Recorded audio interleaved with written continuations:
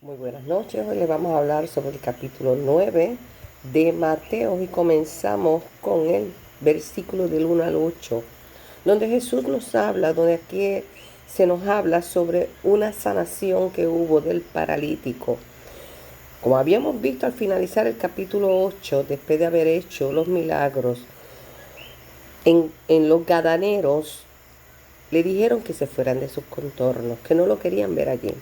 Así que Jesús se vuelve a su casa, que es Capernaum, que era su principal residencia, y eso tú lo puedes ver en el capítulo 4:13. Dejando a Nazaret vino y habitó en Capernaum. Y en el 4:13, si nosotros lo vamos a ver y lo vamos a buscar para que ustedes vean que es realidad, en el 4:13 dice, y dejando a Nazaret vino y habitó en Capernaum, ciudad marítima en la región de Zabulón y de Neftalí. Ahí fue que se llegó el Señor Jesucristo a vivir. Así que le trajeron en ese momento un paralítico y le dijo, el Señor le dijo, tus pecados son perdonados. Pero como ustedes saben, los fariseos y los saduceos le seguían atrás para poder condenarlo. Y él sabía sus pensamientos. Porque dice, pero ¿cómo este puede decir, ha blasfemado? Porque está diciendo que puede perdonar sus pecados. Pero el Señor, conociendo los pensamientos de los escribas, acepta el reto y lleva a cabo la sanación demostrando su poder mesiánico para perdonar los pecados tal como lo hace Dios. Y no solamente le perdonó los pecados, sino le dijo, toma tu lecho, tu cama, levántate y vete a tu casa. Dio las instrucciones. ¿Sabes qué? Lo que pasa es que a veces nosotros, cuando ellos le dicen perdonar los pecados, tú no lo ves. Pero verlo levantarse, el paralítico de la cama, tú lo ves. ¿Sabes qué? Creían más por la vista que por fe. Nosotros nos pasa lo mismo, queremos el milagro, pero no tenemos la fe suficiente para entender que Dios puede hacer cualquier cosa. Y en el capítulo 9, del versículo 9 al 13, ahí vamos a ver el llamamiento de Mateo.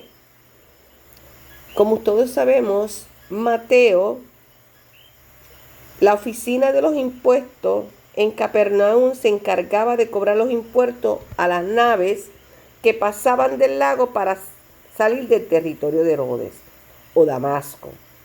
Jesús le dice, sígueme, y se levantó y lo siguió. Mateo no dudó en ningún momento de seguir al Señor Jesucristo. ¿Y sabes qué? Mateo era pudiente porque Mateo trabajaba con los impuestos. Por lo tanto, tenía una posición alta en el gobierno. ¿Cuántas veces el Señor te ha llamado a ti? Y le dices no. Otro día.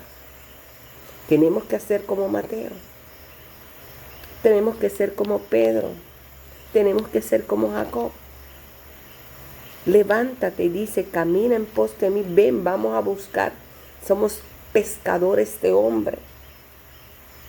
Cuando los publicanos y pecadores se sentaron en la mesa con Jesús, él dice, pero ven acá, ¿por qué tú te sientas con los pecadores? Los fariseos, como de costumbre, lo iban a criticar. ¿Por qué si tú hablas de Cristo, de amor, de un Dios verdadero, te vas a sentar con los pecadores? Al oírlo, Jesús le dice que los sanos no tienen necesidad de ir al médico, sino los enfermos. Y le dijo que aprendieran lo que significaba. Lo que esto significa es, Él quiere misericordia, no sacrificios. La misericordia de Dios era tan grande que se sentaba con los pecadores para que conocieran la palabra. Por lo tanto, tú y yo tenemos que ir en busca de los pecadores, hablarle de las dádivas que tiene el Señor Jesucristo cuando lo conocemos. Y lo que pueden ver, pueden buscar Oseas 6:6 para que vean. Y certifiquen ustedes mismos que Dios vino a buscar a los pecadores. Los escribas conocían muy bien la palabra. Ellos entendían lo que el Señor le estaba diciendo, porque ellos aplicaban la ley a los pobres, le exigían más, no tenían misericordia de ellos. Por lo tanto, Dios le dice, ¿pero qué? Si ustedes no tienen misericordia, ustedes conocen la ley, pero no son dadivosos, no son misericordiosos. Y el Señor dice, yo vine a ser misericordioso, no tan solo con los publicanos, no tan solo con los gentiles, sino también con los fariseos, con aquellos que los querían juzgar. Dios quiere misericordia para todos nosotros. En el capítulo 9, versículo 14 al 27, se habla sobre el ayuno. Aquí nos presenta los discípulos de Juan el Bautista junto con los fariseos. Y ustedes dicen, pero espera, ¿por qué los discípulos de Juan el Bautista estaban junto con los fariseos? Quiere decir que ellos también estaban censurando a Cristo. Porque los discípulos de Juan el Bautista realmente estaban detrás del Juan el Bautista. No estaban viendo más allá. Muchas veces a nosotros nos pasa con los pastores. Hay muchos que miran al pastor, que miran al predicador, que miran al evangelista. Pero sabes, nosotros, la iglesia, tenemos que estar mirando al Señor Jesucristo, no al hombre. Por eso es que muchas veces erramos, por eso muchas veces pecamos, por eso muchas veces nos vamos, porque no entendemos que siempre debemos mirar al Padre Celestial. Cristo argumenta cómo va a estar triste cuando haya celebración de una boda. Todos están en regocijo. Los discípulos eran los invitados principales. Dice, si yo estoy aquí, que soy su Padre, que soy el Dios, que soy el que vine a salvar, ¿cómo es posible que ellos estén ayunando si yo estoy cerca? Los discípulos de Cristo estaban con él, pero los de Juan el Bautista tenían que ayunar, ya que su maestro no estaba con él. ¿Cuál era la diferencia? No corresponde ayunar y orar, ya que el novio no está con nosotros físicamente, pero sí espiritualmente. Quiere decir que nosotros, ¿qué? Nosotros, los gentiles, los que no estamos con el Señor en estos momentos, que no fuimos sus discípulos, sí tenemos que ayunar. ¿Por qué? Porque el ayuno edifica espiritualmente y nos acerca más al Señor. Por eso es que Él dice, mira, yo estoy hoy aquí, le decía, los discípulos estaban ¿con qué? Con el Señor. No era necesario.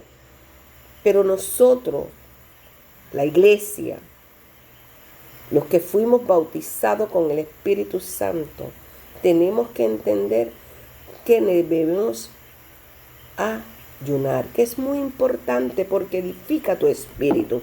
Y ustedes lo pueden leer, vayan a Eclesiastés 7:14 y a Santiago 5:13 para que vean la importancia del ayuno.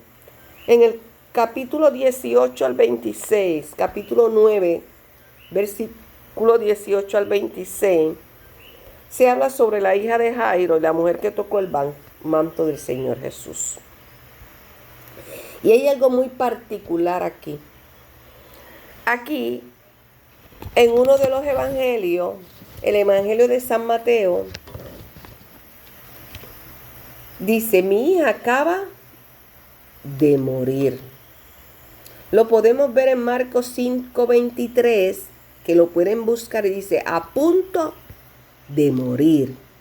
Y en Lucas 8:42, que estaba muriendo. Mira esto.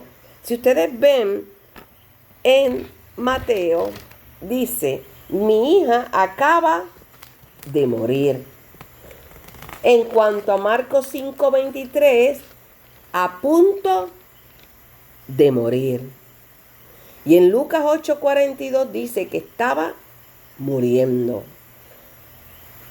Pero en el 9:24 podemos ver que el Señor dice, la niña no está muerta, sino que duerme. Pero antes, antes de ir a ver a la niña, la mujer de flujo de sangre se le acerca y lo toca. ¿Y ella qué? Tenía miedo. Y él le dice, ten ánimo, hija. Ella temía ser reprendida por acercarse clandestinamente, pero fue animada. A veces nosotros nos sentimos cohibidos como hablarle a nuestro Señor Jesucristo. Pero ¿sabes qué? Es tu amigo. Háblale como si fuera tu amigo. Háblale como si fuera tu padre. Él te va a escuchar. Él te anima. No importa en qué condiciones tú le hables. Lo importante es que le hables al Señor. Y mira algo tan bonito. Él la llama que hija. Hablándole con ternura de un padre. Por eso Él te dice, ya no eres siervo, eres amigo. Eres mi hijo. Por lo tanto, le hablaba con ternura. Cuando nosotros tenemos hijos pequeños, nosotros le hablamos con ternura, con amor, los acariciamos, y grandes también. De esa misma manera el Señor Jesucristo te va a hablar a ti. Igual lo hizo con el paralítico, que lo llamó hijo. Dios te llama a ti hijo, me llama a mí hija. ¿Sabes por qué a veces estamos como el paralítico, acostados sin movernos? A veces estamos así como la mujer del flujo de sangre, con un problema que no podemos resolver y nos quita la parte de nuestra vida. Y simplemente Él dice, acércate a mí. Igual que se acercaron el paralítico y tuvo fe, igual que se acercó la mujer del flujo de sangre. Se acercó, sintió confianza. No le importó la circunstancia, porque cuando esa mujer tenía que estar aparte, porque no debería estar cerca de la multitud, porque era inmunda. Y como era inmunda, no podía estar cerca de la multitud. Ay, ay, ay, si la hubieran cogido. Pero mira qué bonito el Señor, mira qué grande es el Señor. Y le dice a ella, tu fe te ha salvado. Parece que Jesús pretendió quitar a la mujer la opinión que pudiera tener de él al tocar el borde del manto de Cristo. La había sanado, a fin que, estando cierta que no la había sanado, sino que la fe con que lo había tocado. Mira esto. No era porque tocó el manto, era la fe. Atribuyendo su sanidad no al tocar, no simplemente tocar a la puerta del Señor, es con la fe que tú lo haces. De esa manera es que tú vas a lograr que el Señor tenga misericordia. Porque a veces le pedimos las cosas, pero no las pedimos con fe, con ese deseo que sale de dentro de nuestro corazón. Luego Él se va a hacer lo que tenía que hacer. A veces en la vida de nosotros pedimos algo, pero tal vez se detiene el Señor en otro lugar para poder hacer ese milagro primero y luego va donde ti. Por eso es que a veces tú dices, pero ¿cómo es posible que aquel que llegó en estos días y yo que llevo tantos años pidiéndole al Señor, Dios le hizo un milagro y a mí no se lo ha hecho? Él se detuvo, porque Él sabe en el momento de tu necesidad y de la mía. Por eso es que es muy importante tener fe y tener paciencia, porque Dios va a hacer tu milagro. Y hay algo muy importante, el que la tomó de la mano a la niña para despertarla y ayudarla a levantar. ¿Sabes qué? En la antigüedad, el sumo sacerdote, y Dios representa a un sumo sacerdote que era tipo de Cristo. El sumo sacerdote representa a Cristo en la tierra. No podía acercarse a un cadáver, pero Cristo tocó la difunta. ¿Sabes qué? Él cambió los paradigmas. Él cambió la ley tan estricta que estaba. Él hizo un cambio porque él dijo, no, yo no vengo a quitar la ley. Yo vengo a que se cumpla. Y tú lo puedes ver en Levítico. Busca en Levítico 21, 10 al 11, donde especifica la ley que tú no podías tocar un cadáver, que eran inmundos. Pero Dios lo tocó, lo levantó. ¿Sabes qué? Nosotros a veces nos sentimos inmundos. El que está allá afuera, tal vez el drogadicto, las personas que están en el bajo mundo, nosotros nos miramos y tal vez decimos, están inmundos, no los podemos tocar, no los despreciamos. Pero ¿sabes qué? Dios está esperando que tú y yo tengamos misericordia de ellos y que entendamos que los puede limpiar, que solamente tenemos que orar por ellos, verlos y tener misericordia, igual que el Señor Jesucristo tuvo misericordia contigo y conmigo. En el capítulo 9, versículos 27 y 31, 2 ciegos obtienen la vista. Y fíjate, llegando a la casa. Llegando a la casa, parece que Jesús se tardó su respuesta para probar su fe y su paciencia. Porque a veces nosotros decimos, pero espera, dice, mira, Dios dice, y llegando en el 27 dice, pasando Jesús allí le siguieron 2 ciegos. Esos 2 ciegos le siguieron, iban detrás de ellos, de él, dando voces y diciéndole, ten misericordia de nosotros, hijos de David. Y llegando a la casa, no le hizo caso rápidamente, no se paró, sino siguió caminando. Y llegando a la casa, vinieron a él los ciegos, y Jesús le dijo, ¿creéis que puedo hacer esto? Ellos dijeron, sí, Señor. ¿Sabes qué? Ellos le siguieron. Ellos querían la sanación. A veces nosotros, porque Dios se tarda en cumplir lo que nosotros queremos, muchos se van, muchos lo dejan. Dicen, Dios no me ama, Dios no me quiere, pero Dios nos quiere probar la fe, la paciencia que tú y yo tenemos para esperar nuestros milagros. Porque ¿sabes qué? Muy importante dice, conforme a vuestra fe. Conforme a vuestra fe os sea hecho. Si tú tienes mucha fe, muchas cosas pasarán. Si tú tienes poquita fe, poquitas cosas van a suceder en tu vida. Es importante la medida de fe que tú tengas y que yo tenga para que el Señor Jesucristo trabaje con nosotros cada día. Dice, conforme a vuestra fe, de este modo ellos llevarían consigo en su visión restaurada, escuchen, no solamente su visión, un sello precioso de la fe que trajo la curación de su Señor compasivo. Porque ellos van pensando, ¿por qué no se detuvo? Pero mira la grandeza del Señor, dijo, porque yo caminé y no me detuve en el primer momento de rechazo, continuaron. Y Dios los consagró. Tú y yo debemos hacer así. No te rindas, porque yo no me voy a rendir por las peticiones que yo hago por mi familia, por mis hijos, por todo lo que me rodea, por mi trabajo, por el colegio. De igual manera, en tu sanación, no te rindas, sigue pidiendo con fe. Pide por tus hijos, sigue pidiendo por la humanidad, sigue ahí en fe, orando por los demás, que es muy importante.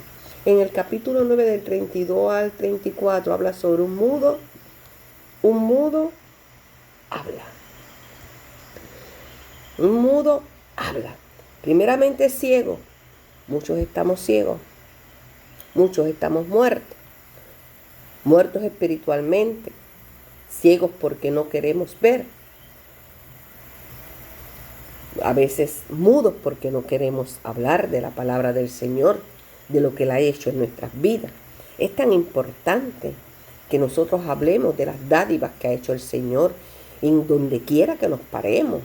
Por eso es que el Señor manda esto, y en la palabra del Señor se ven estos capítulos, pero es para que tú recapacites y tú lo veas y tú entiendas que a veces estamos muertos en delitos y pecados, pero también estamos muertos porque no tenemos fe, porque no tenemos paciencia, porque no tenemos los frutos del Espíritu, porque los cristianos tenemos que dar todo momento hablando de la palabra, ayunando, orando, de rodillas, pidiendo. Y dice, y mira esto, mientras salían ellos, aquí le trajeron un mudo endemoniado. Y echando fuera el demonio, el mudo habló y la gente se maravillaba y decía, nunca se ha visto cosa semejante en Israel. Pero los fariseos decían, por el príncipe de los demonios, echa fuera demonio. ¿Por qué? Los fariseos estaban desesperándose, incapaces de negar la realidad de los milagros. Intentaban desacreditarlo e intentan relacionar a Jesús con el diablo, como el príncipe de los demonios. Mira a lo que ellos han llegado. Miren, esto a veces me lleva un poquito a mí cuando nosotros, los hijos de Dios, que nos ven las otras personas danzar en el Espíritu, tal vez aquellos que no conocen a Dios, el Espíritu Santo de Dios, nos señalarán y nos dirán de igual manera. Lo que pasa es que ellos no saben cuando la presencia de Dios, cuando el Espíritu Santo nos toca. Y qué lindo es estar en la presencia de Él. Cuando uno siente, se estremece nuestro cuerpo danzando en la presencia del Señor, que a veces hasta la respiración se nos va, pero qué bonito es estar en esa presencia de Dios. Y hay algo muy, muy particular aquí. Y es el capítulo 9, versículo 35 y 38. La mies es mucha. Recorría Jesús todas las ciudades y aldeas enseñando en las sinagogas de ellos y predicando el evangelio del reino y sanando toda enfermedad y toda dolencia en el pueblo. Al ver las multitudes, tuvo compasión de ellas, porque estaban desamparadas y dispersas como ovejas que no tienen pastor. Entonces dijo a sus discípulos, a la verdad, la mies es mucha, mas son los obreros poco. Rogad pues al Señor de la mies que envíe obrero a su mies. Pasa lo mismo en este tiempo. La mies es mucha, muy pocos. Personas extenuadas, abatidas, en un estado triste y lastimoso en el que se encontraban estas personas y en los que se encuentran hoy en día muchas multitudes, acosados, importunados, aturdidos por aquellos que deberían haberlos enseñado. ¿Sabes qué? La iglesia es para enseñar. Nosotros tenemos que dar testimonio, nosotros tenemos que dar fruto, porque si no damos fruto, estamos estorbando a que las personas entren al reino de los cielos. Porque ¿qué? En esa época los fariseos abrumaban a los gentiles con esas cargas tan grandes puestas sobre ellos. Y no es para asombrarse que Jesús se hubiera movido por la compasión. De igual manera tú y yo, Dios nos pide nos pide el Señor Jesucristo, que de igual manera Él tuvo misericordia conmigo, contigo, en el momento de aceptar a nuestro Señor Jesucristo. Este es el momento que tú y yo tenemos que utilizar, porque la gente está abatida con lo que está sucediendo en Puerto Rico. Están sin fe, sin esperanza. No entienden lo que está pasando. Pero nosotros sabemos que cuando seguimos al Señor Jesucristo, la palabra es clara: no te faltará nada. Porque dentro del desierto, los hijos de Israel tuvieron los grandes milagros. Nosotros, dentro del desierto que vivimos, es donde vamos a recibir los grandes milagros.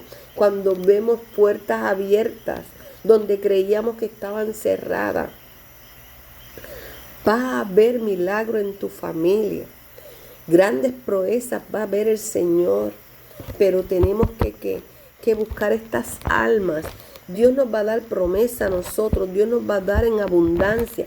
Pero que Dios quiere que busquemos las almas.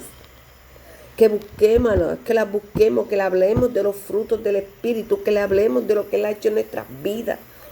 Es muy importante que tú y yo entendamos, igual que aquellos discípulos fueron escogidos por el Señor, igual que aquellos milagros que el Señor hizo cuando estuvo en la tierra, de la misma manera el Señor te va a utilizar a ti y a mí para hacer grandes milagros a través de su nombre, a través de su Espíritu Santo que está morando en nosotros. Y qué bonito es poder decir: gracias, Señor, por lo que tú has hecho conmigo. Gracias, Señor, por lo que tú has hecho por mi familia. Gracias, Señor, por lo que tú has hecho con mis amigos. Gracias, Señor, por lo que tú has hecho en mi trabajo. Gracias, Señor, porque en mí no me ha faltado nada. Este es el momento, amado que me escucha. El capítulo 9 es intenso. Léenlo. Vean los versículos que le dije anteriormente. Pero no tan solamente crean lo que yo le estoy diciendo, sino léanlo, porque la palabra, Dios le va a revelar la grandeza de la palabra y uno crece espiritualmente. Que Dios me los bendiga.